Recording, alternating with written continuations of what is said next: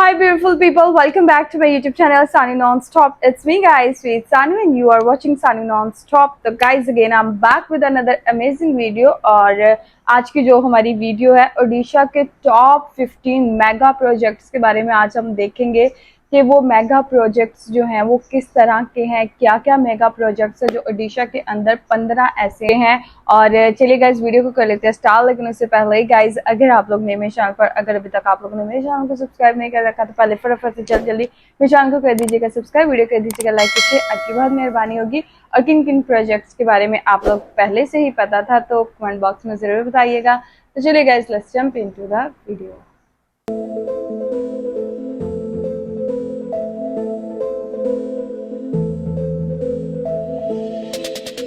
दोस्तों उड़ीसा तेजी के साथ बदल रहा है और पिछले कुछ सालों में उड़ीसा की इंफ्रास्ट्रक्चर बिल्डिंग्स यार कितनी प्यारी हैं जो पूरी स्टेट के नजरिए को बदल ये दिया ब्लैक एंड है। व्हाइट। दोस्तों वर्तमान में उड़ीसा में बहुत सारी मेगा प्रोजेक्ट्स पर काम चल रहा है। दोस्तों किसी भी राज्य का बुनियादी ढांचा उसके विकास में एक महत्वपूर्ण भूमिका निभाता है। इंफ्रास्ट्रक्चर किसी भी राज्य की रीढ़ की हड्डी होती है जो सड़क संचार से लेकर बिजली और हवाई अड्डों समेत तमाम जरूरी सुविधाओं का नेटवर्क तैयार करता है। दोस्तों क्या आप जानते हैं उड़ीसा में इन दिनों कौन से मेगा प्रोजेक्ट्स पर काम चल रहे हैं और जिसकी बदौलत उड़ीसा की अर्थव्यवस्था आगे आने वाले सालों में तरक्की की नई इबादत लिखने को तैयार है। अगर नहीं अच्छा अभी तो चल रहे वीडियो हैं में हम लेकिन देखेंगे थंबनेल के अंदर बनने वाले कंप्लीट लिखा 15 हुआ ऐसे था। मेगा प्रोजेक्ट्स जो आने वाले वक्त में बदल देगी उड़ीसा की तस्वीर। हेलो एंड वेलकम दोस्तों, एक बार फिर से आप सबका स्वागत करती हूँ मेरे इस YouTube चैनल में। वीडियो में आगे बढ़ने से पहले अगर आप हमारे चैनल में नए हैं तो हमारे चैनल को सब्सक्राइब कर दे और बेल आइकन पर प्रेस करना बिल्कुल भी ना भूले जिससे हमारी वीडियो की नोटिफिकेशन आप तक सबसे पहले पहुँच सके।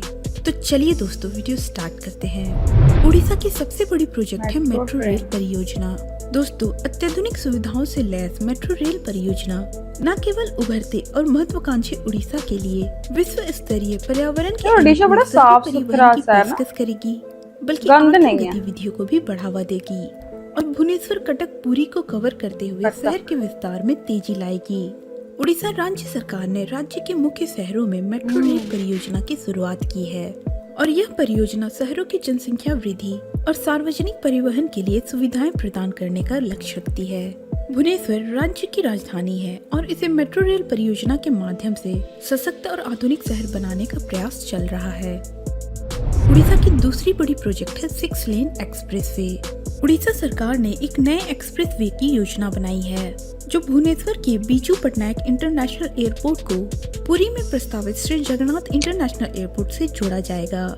दोस्तों इस 6 लेन हाई स्पीड एक्सप्रेसवे दोनों शहरों के बीच की दूरी को 9 किलोमीटर कम कर देगा, जबकि मौजूदा भुवनेश्वर पुरी NH 316 पर पीक आवर ट्रैफिक की भीड़ यात्रियों के लिए यात्रा को थका देती है।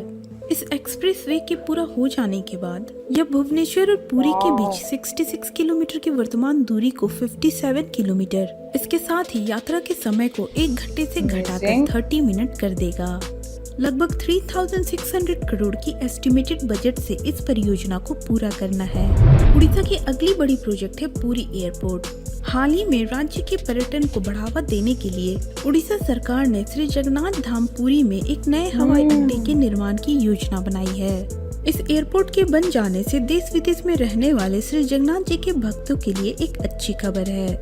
दोस्तों अभी तक प्रभु जगन्नाथ जी के दर्शन के लिए पुरी आने वाले भक्तों को पहले भुवनेश्वर एयरपोर्ट पर उतरना पड़ता था और फिर वहां से टैक्सी के जरिए पुरी तक पहुंचते थे, लेकिन इस नए एयरपोर्ट के बन जाने के बाद भक्तों को काफी सहूलियत होगी। इस एयरपोर्ट के पूरा होने के बाद पुरी में और भी अधिक संख्या में भक्त और पर्यटक आएंगे। यह एयरपोर्ट श्री जगन्नाथ जी के विश्व प्रसिद्ध रथ यात्रा में आने वाले श्रद्धालुओं के लिए एक सौगात होगी। उड़ीसा की अगली बड़ी प्रोजेक्ट है कोस्टल हाईवे प्रोजेक्ट। भारतमाला परियोजना के अंदर उड़ीसा में कोस्टल हाईवे का निर्माण किया जाना है। दोस्तों भारतमाला प्रोजेक्ट एक pan India road infrastructure develop करने के लिए इंडियन गवर्नमेंट द्वारा शुरू की गई स्कीम है और जिसमें लगभग 8.5 लाख करोड़ रुपए का इन्वेस्ट कर पूरे देश में ट्रांसपोर्टेशन को बेहतर बनाया जाना है और इसी स्कीम के तहत उड़ीसा कोस्टल हाईवे प्रोजेक्ट का भी निर्माण किया जाना है। इस प्रोजेक्ट की लागत करीब 800 करोड़ रुपए होगी, काफी जिसमें उड़ीसा एक्सपेंसिव की टांगी प्रोजेक्ट से वेस्ट बंगाल के दीघा को लिंक किया जाएगा। लगभग 382 किलोमीटर लंबा यह हाईवे चिल्का लेक को बाईपास करते हुए दीघा में खत्म इंडिया होगा। पूरे में रोड्स बहुत ज्यादा बन रहे हैं। उड़ीसा की अगली बड़ी प्रोजेक्ट है पुरी रेलवे स्टेशन रीडेवलपमेंट। दोस्तों, पुरी रेलवे स्टेशन उड़ीसा ही नहीं ईस्ट कोस्ट रेलवे के सबसे बिजी रेलवे स्टेशन में से एक है और इस रेलवे स्टेशन को 161.5 करोड़ की यार, ये एस्टिमेटेड बहुत बजट से प्यारा डेवलप है। किया जाना है। दोस्तों, शहर का इकोनॉमी 80% से अधिक रिलीजियस टूरिस्ट पर ही डिपेंड करता है और इन्हीं सारी चीजों को ध्यान में रखते हुए इस रेलवे स्टेशन को मल्टी मॉडर्न ट्रांजिट हब के रूप में डेवलप किया जाना है, जिसमें baggage security, checking area, information centre, separate entry और एग्जिट, आर्ट गैलरी जैसे सभी सुविधाएं उपलब्ध होगी। 2012 में इस रेलवे स्टेशन को रेनोवेट करके एक ट्रेडिशनल हिंदू टेम्पल का स्ट्रक्चर दिया गया था, लेकिन अब इसे रीडेवलप्ड करके और भी एडवांस और वर्ल्ड क्लास बनाया जाना है। 28,554 स्क्वायर फीट एरिया में 3 फ्लोर का न्यू स्टेशन बिल्डिंग बनाया जाना है और इसमें सभी वर्ल्ड क्लास एमिनिटीज अवेलेबल होगी। दोस्तों, पुरी रेलवे स्टेशन एक टर्मिनल रेलवे स्टेशन है क्योंकि कुछ ही दूरी पर समंदर है और जिसकी वजह से यहाँ पर साइक्लोन का भी खतरा बना रहता है। साइक्लोन तो बहुत 2019 में आए साइक्लोन में यह रेलवे स्टेशन काफी डैमेज हो गया था अभी और रिसेंटली इन्हीं सबको ध्यान में काफी रखते बड़ा हुए न्यू एक्सीडेंट रेलवे स्टेशन को डिजास्टर रेजिलिएंट बनाया जाना है, यानी 250 किलोमीटर पर आवर तक की खतरनाक हवा और साइक्लोन को भी झेलने की कैपेसिटी हो। अगली बड़ी प्रोजेक्ट है ISBT नेताजी बस टर्मिनल। दोस्तों, कटक खान नगर में एक अत्याधुनिक बस टर्मिनल बनाया जाएगा और जिसके लिए 65 करोड़ रुपए खर्च होना 65 अनुमानित है। दोस्तों, इस बस टर्मिनल में यात्रियों की सुविधाओं के लिए सभी प्रकार की अत्याधुनिक व्यवस्था की जाएगी। इस बस टर्मिनल में एक समय में 180 बस के पार्किंग की व्यवस्था रहेगी। इसके साथ ही यात्रियों की सुविधा बहुत के लिए अच्छा है भाई। इंटीग्रेटेड इंफॉर्मेशन मैनेजमेंट सिस्टम भी ये रहेगा। मुझे किसी इस यूरोप टर्मिनल कंट्री का बिल्डिंग बस में स्टेशन लग रहा है। Waiting hall, food court, ticket counter, e वाहन चार्जिंग पॉइंट भी रखा गया है। उड़ीसा की अगली बड़ी प्रोजेक्ट है संबलपुर रांची एक्सप्रेसवे। इस एक्सप्रेसवे परियोजना का निर्माण भारतमाला परियोजना के अंतर्गत केंद्र सरकार द्वारा किया जाना है। रांची संबलपुर एक्सप्रेसवे ग्रीनफील्ड 6 लेन का एक्सेस कंट्रोल एक्सप्रेसवे होगा। यह परियोजना रांची के ध्रुव डैम के नजदीक रिंग रोड से शुरू होकर सिमडेगा राउरकेला होते हुए संबलपुर में जाकर समाप्त होगी। उड़ीसा की अगली बड़ी प्रोजेक्ट है भुवनेश्वर रेलवे स्टेशन रीडेवलपमेंट। दोस्तों, भुवनेश्वर रेलवे स्टेशन को अगले 3 सालों में वर्ल्ड क्लास रेलवे स्टेशन बनाने की तैयारी की जा रही है। यह अपनी तरह का भारत का पहला रेलवे स्टेशन होगा जो मल्टी मॉडल ट्रांसपोर्ट हब का रूप लेगा और इसे बनाने में करीब 940 करोड़ रुपए खर्च होंगे। इस नए हब रेलवे स्टेशन के लिए नया टर्मिनल भवन, city bus terminal, car parking के साथ और कई सुविधाएं भी उपलब्ध कराई जाएगी। दोस्तों, इस नए बिल्डिंग के साथ 2 नई रेल लाइन और एक नया प्लेटफॉर्म भी डेवलप किया जाएगा। उड़ीसा की अगली बड़ी प्रोजेक्ट है पुरी हेरिटेज कॉरिडोर। उड़ीसा सरकार पुरी मंदिर को संवारने के लिए श्री जगन्नाथ कॉरिडोर पर काम कर रही है। उड़ीसा गवर्नमेंट द्वारा श्री जगन्नाथ हेरिटेज कॉरिडोर को एक विश्व स्तरीय हेरिटेज साइट के रूप में विकसित किया जाना है। जैसा कि हम सभी जानते हैं कि वर्तमान में धार्मिक स्थलों के रिडेवलपमेंट के लिए काफी जोर दिया जा रहा है और इन्हीं बातों को ध्यान में रखते हुए उड़ीसा सरकार श्री जगन्नाथ परिषद कॉरिडोर प्लान पर काम कर रही है। दोस्तों, उड़ीसा का रथ यात्रा मेला विश्व के सबसे बड़े मेले में से एक है जिसमें श्रद्धालुओं की परम आस्था भी देखने को मिलती है और जिस वजह से रियल एस्टेट को ध्यान में रखते हुए आसपास के पूरे एरिया को बहुत अच्छे से बनाया जाना है। इस कॉरिडोर प्रोजेक्ट के तहत पूरे मंदिर परिसर को 19 एकड़ में विकसित किया जाना है। इस प्रोजेक्ट के पूरा हो जाने के बाद श्रद्धालु पार्किंग से सीधे मंदिर तक पहुंच सकेंगे। दोस्तों, यह प्रोजेक्ट कई चरणों में पूरा किया जाना है जिसमें शहर के पुनर्विकास के लिए 22 योजनाएं शामिल है और उसके साथ ही पहले चरण के काम के लिए 800 करोड़ रुपए की मंजूरी दे दी गई है। इस प्रोजेक्ट के तहत जिन जगहों पर पुनर्विकास होना है उसमें श्री जगन्नाथ मंदिर प्रशासन बिल्डिंग, 600 लोगों की क्षमता का श्री मंदिर reception centre, Shri Jagannath culture centre, integrated command and control centre, multi level car parking शामिल है।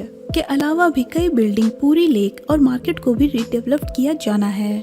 अब देखना ये है कि पुरी का यह हेरिटेज कॉरिडोर जो नवीन पटनायक जी की एक महत्वाकांक्षी प्रोजेक्ट है वह कब तक बनकर तैयार होती है। उड़ीसा की नेक्स्ट बड़ी प्रोजेक्ट है धामरा पोर्ट। दोस्तों, धामरा पोर्ट हमारे देश का one of the most important port है, स्पेशली कोल्ड ट्रांसपोर्ट के लिए। इस प्रोजेक्ट के अंतर्गत यहीं पर और डेवलपमेंट लाने के लिए पोर्ट के पास ही एक बहुत बड़ा स्पेशल इकोनॉमिक रीजन डेवलप किया जा रहा है और जो लगभग 2300 एकड़ के एरिया में फैला हुआ है, जिसमें टोटल 6 तरीके के डिफरेंट इंडस्ट्रीज के हिसाब से अलग अलग जोन डेवलप किया जा रहा है। साथ ही साथ सारी इंडस्ट्रीज इन्वायरमेंट फ्रेंडली हो, इस तरीके के हिसाब से डिजाइन किया जाना है। दोस्तों, इसके अंदर food processing, textile, fertilizer, chemical, pharmaceutical ऐसे अलग अलग इंडस्ट्रीज प्लांट है और आने वाले समय में यह इन्वेस्टमेंट रीजन उड़ीसा की इकोनॉमी में काफी इम्पोर्टेंट रोल करने वाली है। अगली बड़ी प्रोजेक्ट है धामरा एयरपोर्ट। यह धामरा एयरपोर्ट धामरा पोर्ट से लगभग 20 किलोमीटर की दूरी पर लोकेटेड है और जो कि भद्रक डिस्ट्रिक्ट में आता है। दोस्तों, 2018 में इसका प्लान सामने रखा गया था और अडानी ग्रुप ने इस एयरपोर्ट को बनाने की जिम्मेदारी ली है। यह एयरपोर्ट 500 एकड़ में बनाया जाना है और इसकी लागत लगभग 500 करोड़ रुपए की रखी गई है। दोस्तों, इस एयरपोर्ट के बन जाने से धामरा के आसपास की इकोनॉमी एक्टिविटी को बढ़ाने में काफी ज्यादा हेल्प करेगा। उड़ीसा की अगली बड़ी प्रोजेक्ट है IIM संबलपुर। दोस्तों, 2018 में IIM संबलपुर को अप्रूव किया गया था और इसे परमानेंट इंस्टीट्यूट के रूप में तैयार किया जा रहा है। IIM संबलपुर 200 एकड़ एरिया में बनाया जाना है। दोस्तों, इस प्रोजेक्ट में फेज 1 के तहत 60 मीटर स्क्वायर एरिया को डेवलप किया जाना है, जिसमें कुछ बिल्डिंग प्रोजेक्ट्स है जैसे administrative building, academic building, faculty block, auditorium etcetera. दोस्तों, अपडेट्स के अकॉर्डिंग फेज 1 के अंदर जितने भी बिल्डिंग अंडर कंस्ट्रक्टेड है वह लगभग बनकर तैयार होने वाले हैं। अगली बड़ी प्रोजेक्ट है Kendrapara mega steel plant project. दोस्तों, इस केंद्रपारा मेगा स्टील प्लांट को लगभग 50,000 करोड़ की लागत से एक बहुत ही बेहतरीन प्लांट बनाने की मंजूरी दी गई है, जिसके तहत 2030 तक लगभग 300 मिलियन टन को पर एनम स्टील निर्यात के लिए सक्षम हो पाएगी। और दोस्तों, यह प्रोजेक्ट उड़ीसा के लिए ही नहीं बल्कि पूरे देश के लिए इकोनॉमी बूस्ट की तरह काम करेगी। पहले मैं कह रही हूँ उड़ीसा भाई इंडिया की तरक्की में बहुत आगे है। और भी प्रोजेक्ट्स अंडर कंस्ट्रक्टेड है, जिसमें steel plant in Kendrapara, plastic park Paradip, बर्फी river front Cuttack, PCPIR Paradip region, Bhadrak textile भी शामिल है।